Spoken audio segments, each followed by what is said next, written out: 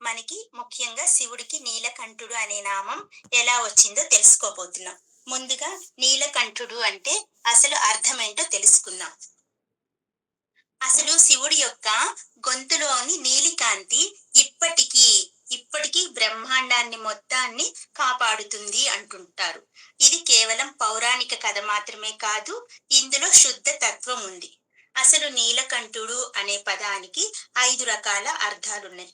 మొదటిది, నీలకంఠుడు అంటే కష్టాలను తాగేవాడు. అంటే అందరి బాధలను తను తీసుకొని లోపలికి తీసుకొని లోకలక్ష లోకరక్షకుడయ్యాడు. అందుకే నీలకంఠుడు అనే నామం అతనికి సార్థకతని సంతరించి పెట్టింది. ఇంకొకటి, నీలం రక్షణ రంగు. నీలి గొంతు అంటే నీలి గొంతు ఉన్న వ్యక్తి, అతనికి శక్తి, సహనం, ధైర్యం సూచిస్తుంది. నీలి రంగు అనేది ఒక మనిషి యొక్క శక్తిని, సహనాన్ని, ధైర్యాన్ని సూచిస్తుంది. ఇంకా మూడవది, హాలాహలం. హాలాహలం అంటే మన జీవితంలోని నెగిటివిటీ.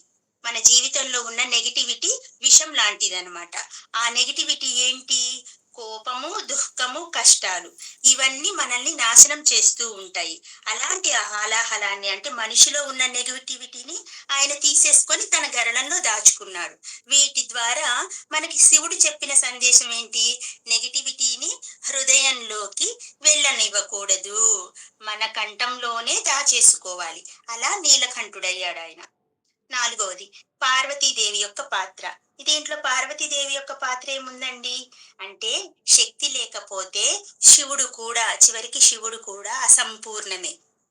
ఆమె తాటంక మహిమే అతన్ని కాపాడింది. అది ఎలాగో చూద్దాం. ఇది అర్ధనారీశ్వర తత్వం. ప్రకృతి ప్లస్ పురుషుడు కలిస్తేనే సృష్టి రక్షణ. అలా శివుడు ప్రపంచాన్ని రక్షించేందుకు నీలకంఠుడిగా చేసిందనమాట.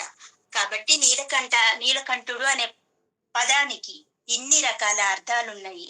మనకి మామూలుగానే ఇప్పుడు సైంటిఫిక్ గా ఒకటి నిరూపణ అయిందంట. ఏంటి? సృష్టి మొదట్లో ఎలా ఉంది అనేది సైంటిఫిక్ రీసెర్చ్ జరిగిందంట. సృష్టి మొదట్లో వాళ్ళు చూసినప్పుడు, ఆ రీసెర్చ్ లో చూసినప్పుడు మొదట్లో మొత్తము విషాలు విరజిమ్ముతూ ఉన్నాయంట. ఆ తర్వాత విషాలు ఎక్కడికి పోయినాయి అనేది ఆ రీసెర్చ్ లో తెలియలేదంట. దీనిని బట్టైనా మనం దేవుడు ఉన్నాడు అని చెప్పి మనం నమ్మాలి. వీళ్ళు ఇప్పుడు రీసెర్చ్ చేశారు, కానీ మన మునులు ఎప్పుడో సాగర మదనం జరిగింది, దానిలో హాలాహలం వచ్చింది, దానిని శివుడు పుచ్చుకున్నాడు, నీలకంఠుడయ్యాడు అని చెప్పి వాళ్ళు ఎప్పుడో చెప్పారు.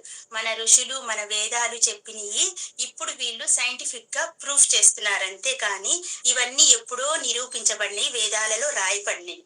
కాబట్టి మన వేదాలు, మన శాస్త్రాలు ఎంత గొప్పయో అందరం ఒకసారి అర్థం చేసుకోవాలి, వాటికున్న విశేషాన్ని గుర్తించాలి. నాగలాపురం దగ్గర ఉంటుంది.